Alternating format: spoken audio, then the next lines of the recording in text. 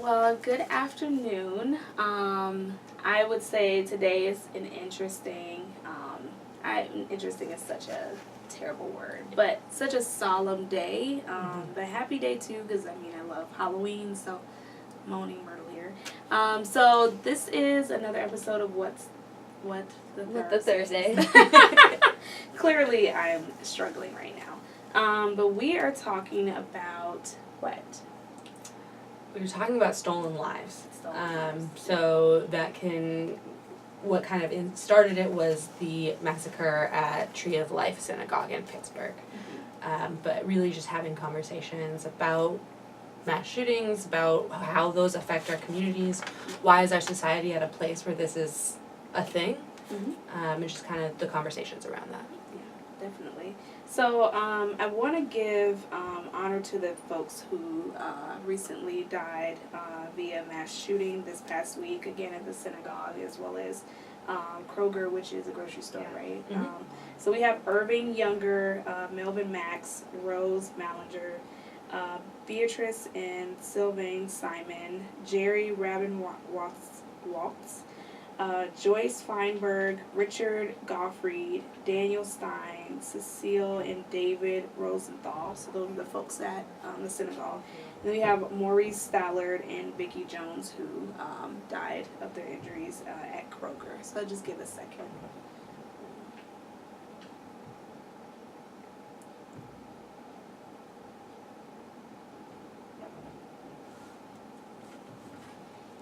So, thank you for that.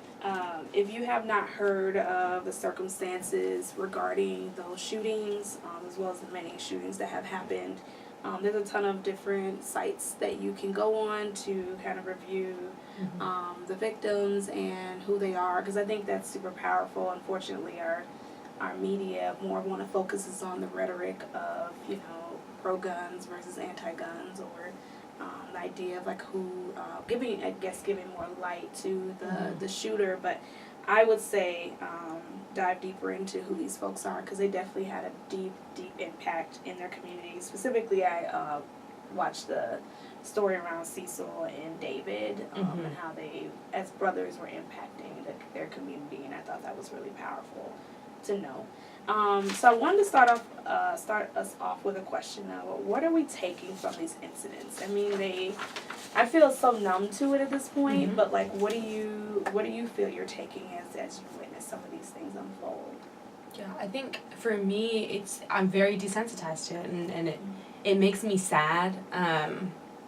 I was sitting in class yesterday, and we had conversations about just a lot of what is going on in our world today, and our professor had listed on the board, like we did a free write, and had listed on the board several different acts of violence, and I hadn't even heard of half of them, and that made me disappointed that I'm not informed. It also made me sad that this is what the reality of our society is right now, and I was sad because I wasn't surprised that there was ones I hadn't heard of, because I'm at this point where I feel like there's so much happening that we don't know about, but it continues to happen.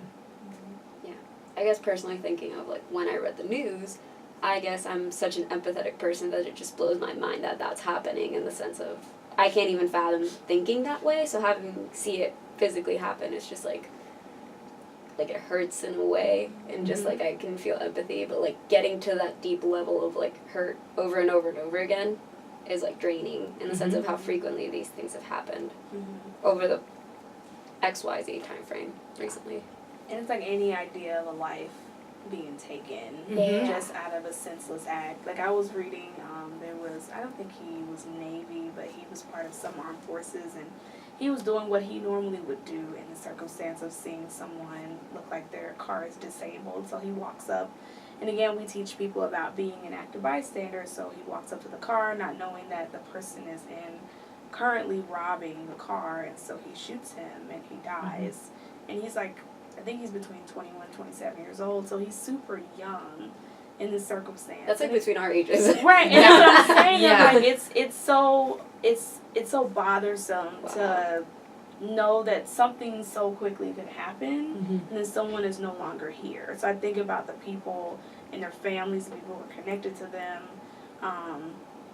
just last week we did a walk with for Thelia, right? And so hearing her classmates even talk, you know, they were like, hey, granted I didn't have this really close connection with her, like it's still strange to not see her anymore and to know what happened and that is her story. The same thing with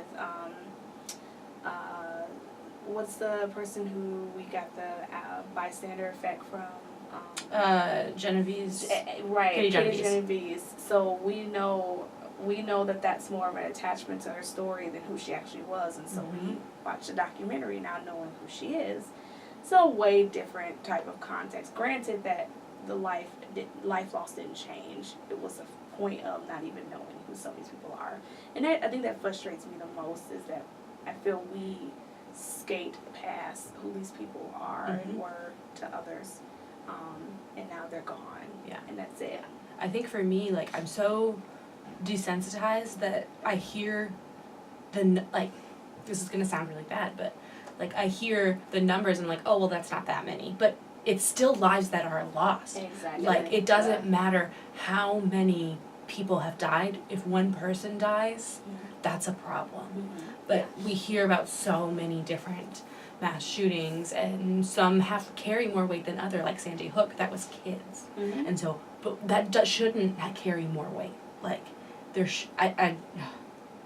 and with everyone you hear, this is the deadliest, right? So like when Sandy Hook happened, I'm like, okay, that's completely off limits. The elderly and children, right? Like it just starting in that point, can we all agree, right? But clearly not that, you know, you can make a choice as a person to walk in and shoot, 28 people at a school. And that bothers me that we have that. But that's the history of our country. Like, aside from, like, shootings happen all over the world, we need to acknowledge that this is the history of our country, is that we profit, we gain, we lose over massacres, period. Like, that has been the history, the foundation.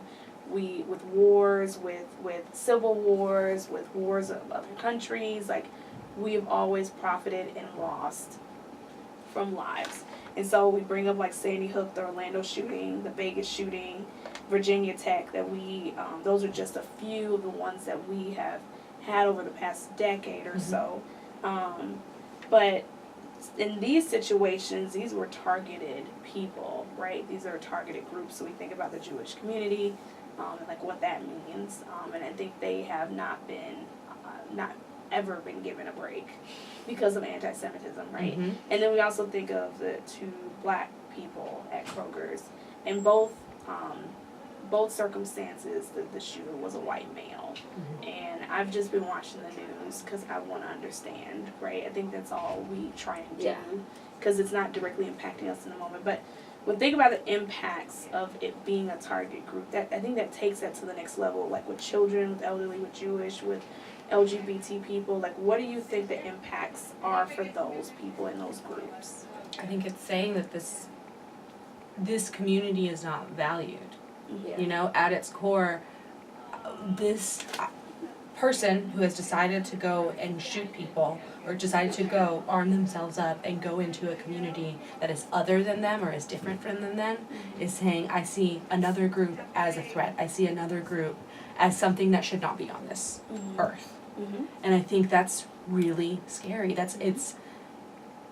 I have not been a part of a community that has had a massacre against them.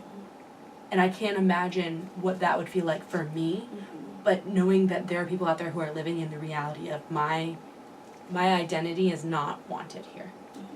Yeah, I can totally see that in the sense of when we talk about vulnerable areas of population, as in young and old, we all reach those stages. We all go through those.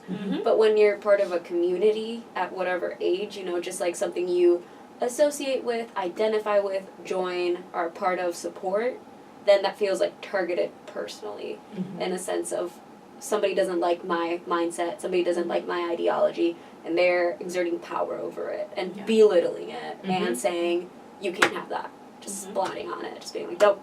And then that, I feel like these targeted groups then feel fear in the sense of, you know, it can go either way. Like, anger, fear, but in the sense of that's personally targeted. So that will, any reaction after that is personal, which gets even worse in the sense of, it's not like, well, human lives, of course, generally are important, but then it's like, my life and those of those I care about are important, You're targeting me personally. Yeah.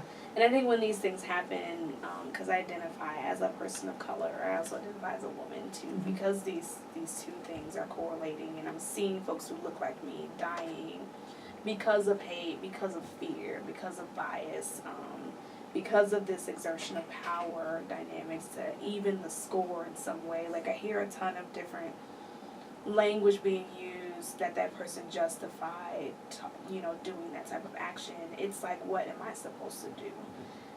So you talked about the fear. So I know for myself, like, it takes me a minute to even walk outside, because, like, what does that mean? Am I next? Is someone I love next? What does it mean if I'm next? I'm no longer here. I'm fearful of death. I'm fearful of not being able to pursue my dreams. And, for other folks who experience this and seeing it from, like, a distance, right? It's not happening in my community, in my state, therefore I don't have to worry about it. The people who are targeted groups are still feeling it regardless.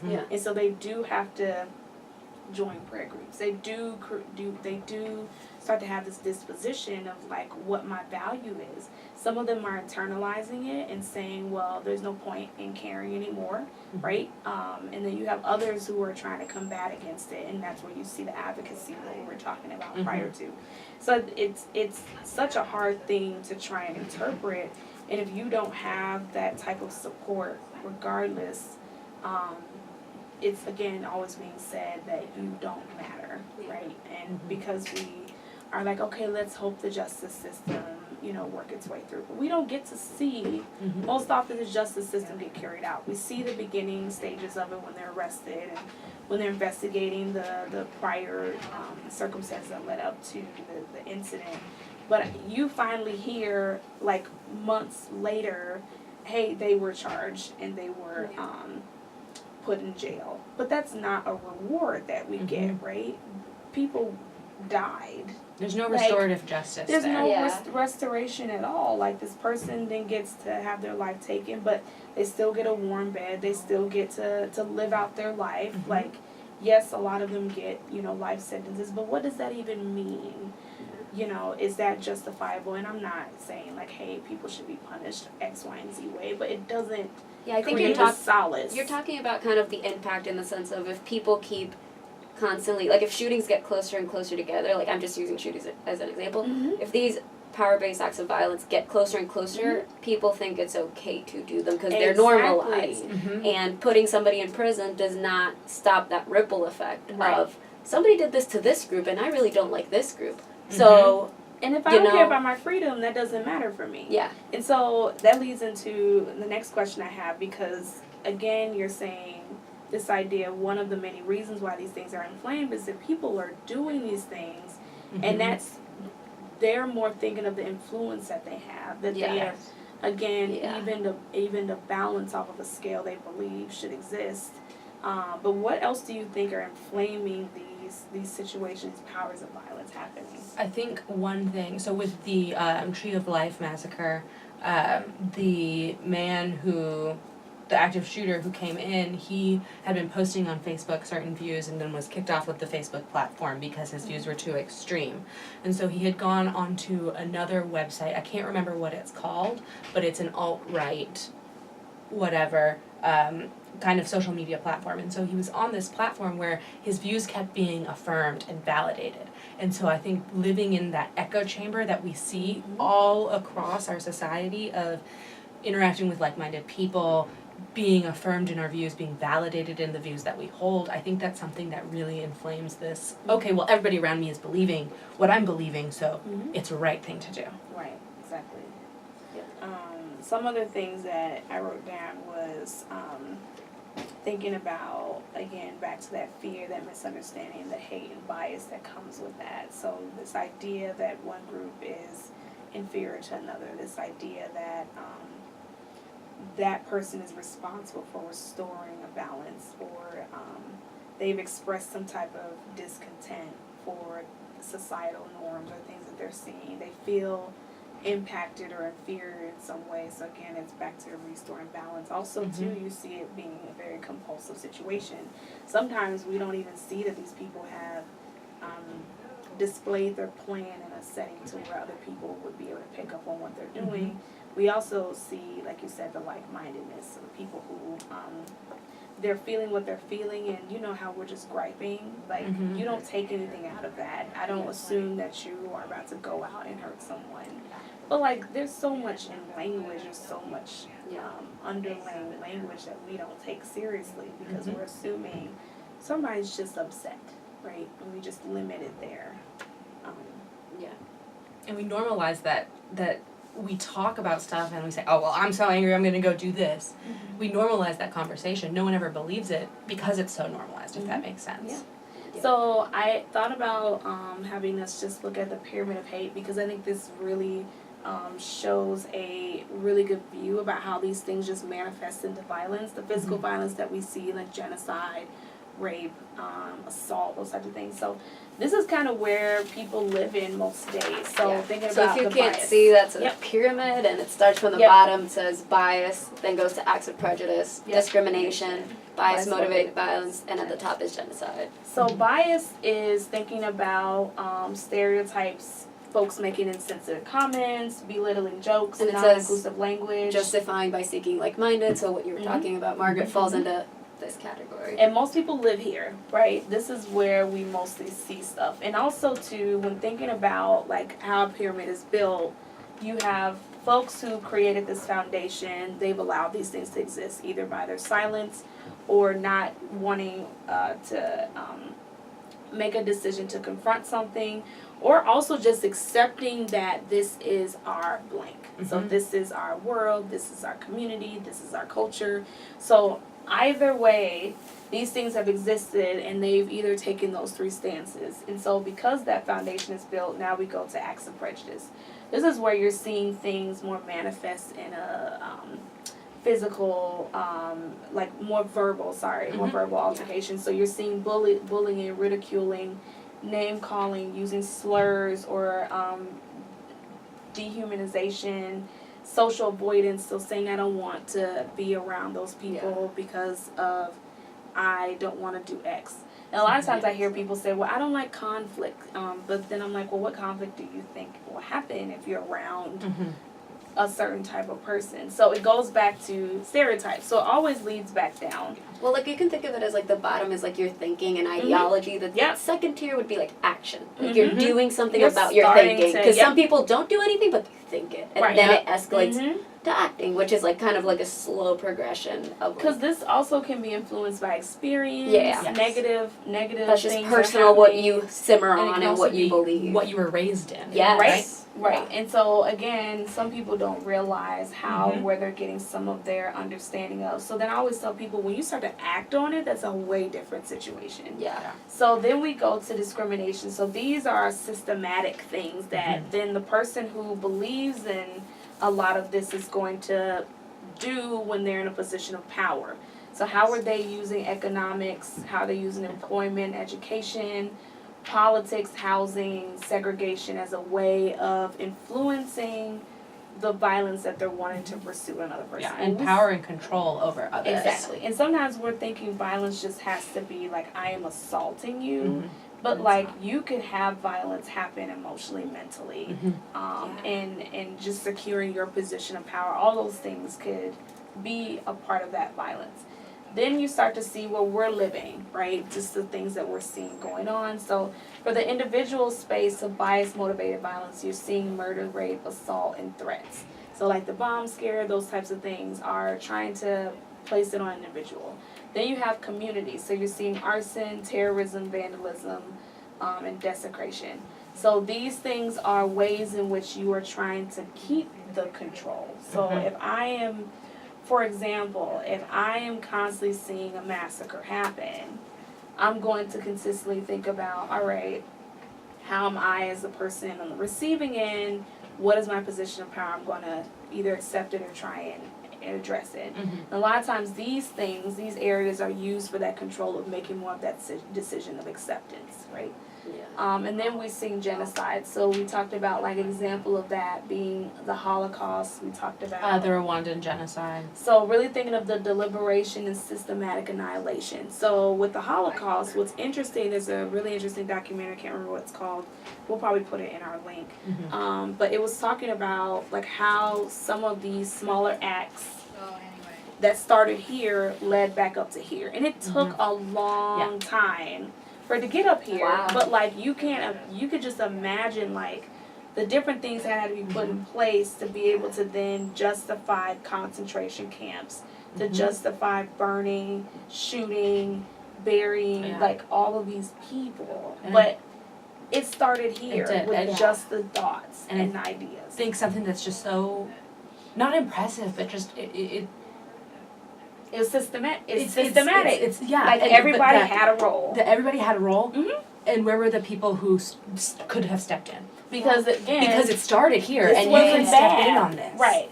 But everybody it has their didn't seem too bad. opinions. Right. Everybody has their opinions. Everybody has their thoughts. But then it gets really scary when you're moving to like actions in a position of power, and then like these two hurtful direct action, because these are indirect. Like the discrimination ones are like, I'm going to put barriers to employment and education of these people, and then since I kept those barriers, they can't get to where I'm in a position of power, and So I can they direct. can't change those. Yeah, so they can't change that. So, for example, like discrimination could think of, and I think it could be both, right? Health equity, something that's within our health inequity. So, something within our office where we talk about those barriers that Adriana had mentioned, ways in which we disallow folks to have access, knowledge, and affordability to get help. So, if that's either for just screening or to testing or to knowledge about healthy relationships or to resources. And you can't even get higher up in the pyramid if you don't have health. Like you can't, like these positions of power are so hard to get to that you need a solid base of being okay, being a solid family, solid education. Yeah. And then when you don't get to that power, you can't change that. And if nobody from your community has that ability either, things are going to stay the same. Yeah. So then question of, we know these things exist, right? How do we see these manifest as a bystander? Like, how am I going to know this is happening? Yeah. I think the big thing is rhetoric, right? The That's choice really of language. I think this is where it starts, but it's since it's internal, it's hard to define until somebody acts on it. Well, that makes sense but too. I think some of this isn't internal, right? Because if I have a stereotype or I'm making sensitive comments, if I choose to not use inclusive language, then you have to really like spend time with people to be like, I see a trend of like this person keeps doing little things that don't add up to a good place. And a lot of that is like your friends, right? Yeah. You think about your sphere of influence when noticing where these things lie. As a bystander, you're less likely to see as a stranger. Like a stranger may, like for example, I'll give you a good one. I was at a grocery store, and of course I'm a person of color. The cashier is a person of color. And you're seeing the non-person of color behind me getting really frustrated, right? And I think nothing of it. Because, you know, you don't want to stand in line forever. You got somewhere to be. And that's just how I process. I don't automatically assume something is against me. Yeah. But then she walks around and goes to another register and demands to be served by a different person. And again, I'm kind of watching the cashier take on this thing that has just occurred. I'm also like having to figure out if I played a role in this. Okay. Yeah. But then the other cashier does nothing about addressing it. It was like, okay, I'm gonna serve the person. So because the environment is like, well, we're customer service oriented, I'm not gonna argue when a person is being discriminatory in any way. But like, I think that there are some moments where that happens. And as a bystander, I'm not gonna sit here and again, there are barriers to that. What responsibility do I even feel the need to even say something to that woman, right? Yeah. What is the barrier of feeling the need to address that cashier for the future to address other things? I more thought about taking care of the cashier I was with. Asking her, is she okay? Like those type of things. And it's like, that's the stuff we can do. But that's how you see some of this manifest. And again, you don't think about it with your friends because how can my friend believe something so egregious about another person or another group, right? So I think about the language that we're going to always see, the behavior. I think about we always don't assume ill will when someone's joking, Mm-hmm. but they're being serious. Yeah. But because we don't address it, going back to, well, this is our group dynamics. This is what we do. We joke. Yeah. Someone's going to take it a step further because they're and like, because no one's doing anything it's about it. affirmed, right? Again, it's And affirmed. so Through silence. through silence, it's affirmed. And, So, and yeah. No, I was gonna say, you finish your thought. I'm just thinking of like what keeps popping in my mind is like when we're thinking about rape culture and society and like the use of the word rape, whether that be We don't say that. Yeah. We say sexual assault. Yeah. Because it's easier to digest. Mm-hmm. But like when people are talking, I know for me when I was like in high school, people would talk about, oh well, that test like totally raped me, and like the normalization of that word. And I don't know if people still say that, but I remember being that. Yeah, so I've been like around that. bothered by people Calling saying stuff that. gay. Yeah, like Mhm. how deeply entrenched our society language is, and like how we use words that don't mean what they mean when it's coming to power-based personal violence. So you see the person having lack of self-control. So they're seeming very much like compulsive in their behavior. I know when I used to watch like Criminal Minds, it's like, oh, well, someone who would harm a person first, you see them harming smaller things that aren't necessarily like small animals. like animals. Or like insects and stuff. Right, like you're seeing them have a lot of other things that are manifesting before they get to that. And I don't know how much that's true. I'm not a psychologist, but this is just the stuff that I was reviewing on, of course, Google. You're seeing, again, their lack of self-control. You're also seeing just our understanding of coinciding mental health issues with violence. And again, I think when we do that, we're justifying that anyone who has needing mental health assistance in some way are justifiable in their violence. And I don't think that that's true. And we're also saying that the experience of the person is justified because that person is needing help. And I think because we're talking about that, and I think we can understand who gets to have that type of like ability to win that award in a way of like, oh, I hurt somebody, but I was under duress. Like, I'm under duress all the time. And you know what I do? I leave work, I go take a break, I go to counseling, like I do a ton of other things and don't think about harming another person. So I think that there are circumstances where someone is experiencing severe mental health crisis, right? I'm not saying that doesn't exist, but I think if every time that shootings, acts of violence happen, when we're truly justifying the violence by saying mental health is a causing factor. And I think when we do that as well, what does it tell people who are existing in the That's mental what I was health gonna say. community? And like Don't I do have that. several like mental disorders that when I hear people say, oh well, they're a crazy person, it's like, what does that imply about me? Yeah, no, and it's saying this person is like experiencing this, but this person is experiencing it and dealing with it in another way. You don't get to call them that because they're not doing it, and they're over here like, I'm trying to work through my issues. People together, and you're causing again this terrible idea of what mental health is, right? That it causes you to act in violence when that is not everyone's situation.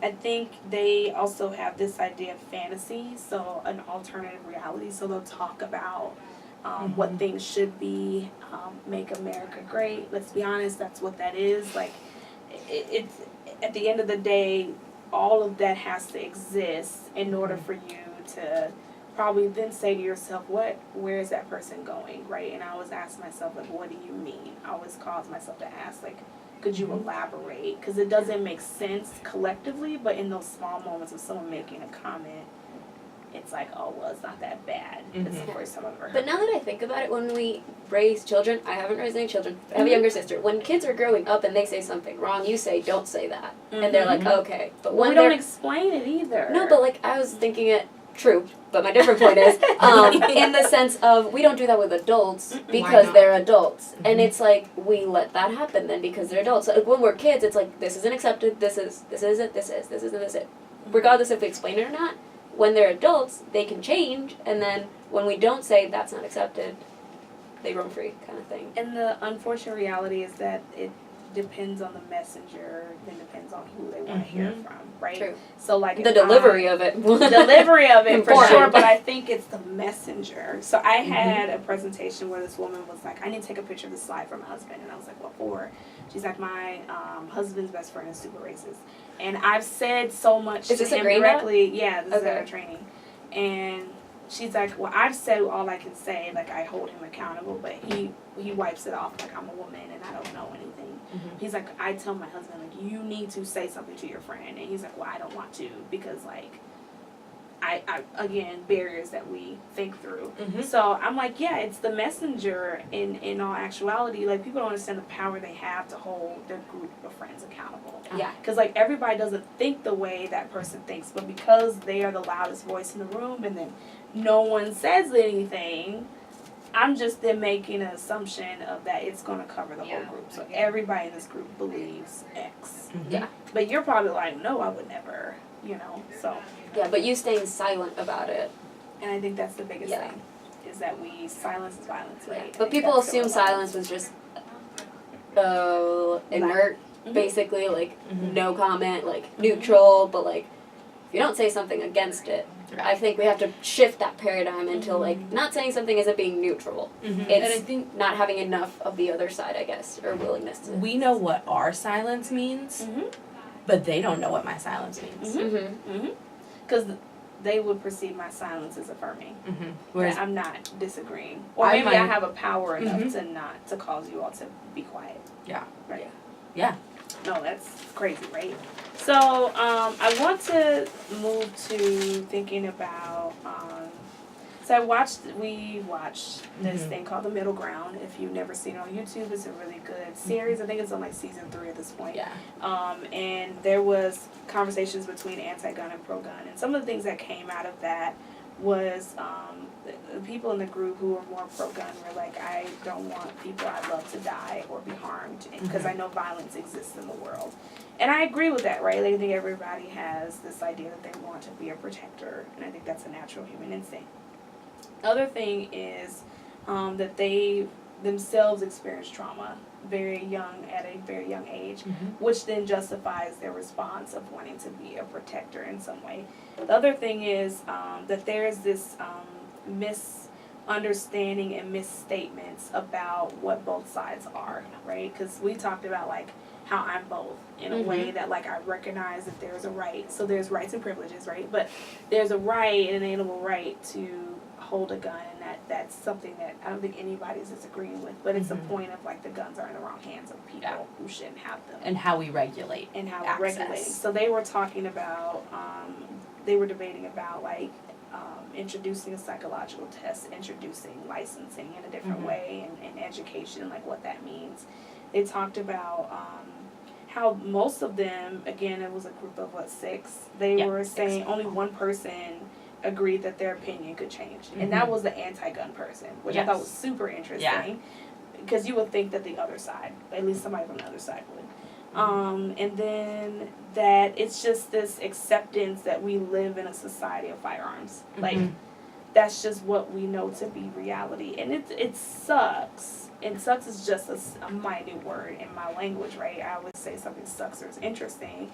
Because it's hard to digest that that is something that's a reality. But when you're talking about history, and when you think of it, civilizations since the beginning of time have had violence because we need to survive, so we need to kill animals. So we have us weapons. And war are so weapons, weapons are always there. What type of weapons and what they're used for has changed. But weapons are there, and when you think about it, ancient civilizations just had their weapons for animals, not for other people. Even they'd hold them up when like, oh, stranger. But like, talk about it, okay, cool, you know, we're both human, you know, kind of thing. But like, obviously, that has changed in the sense of like, oh, you're human, but you're different than me. Yeah. So that's a threat. So any threat, you have a weapon. So it's kind of thinking of like, this is a context of forever ago. And a lot of these things are built out of fear. When you think of the atomic bomb, like if you look at the history of like the decision maker to create it, the decision maker to even drop it, like there was so much time between that of like, somebody could have been like, this is insane, right? Because a lot of it was built out of paranoia.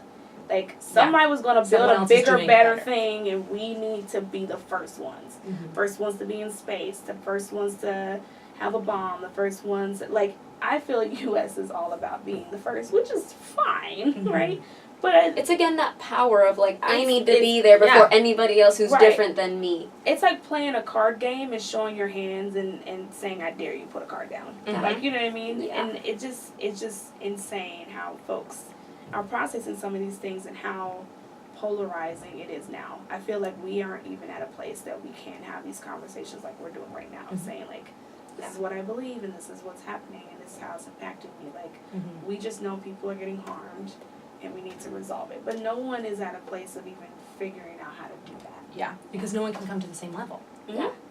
So I wonder for us to think about how Green Dot is a part of this, right? So we were more talking about proactive Green Dots, things that we can do to change the social norms.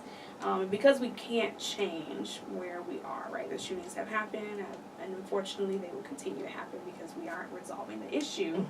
Mm-hmm. Proactive Green Dots that we can do for the folks in our community that are around us, who are our friends, who we want to support.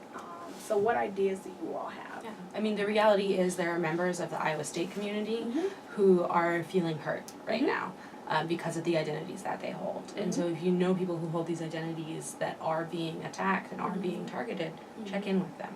Mhm.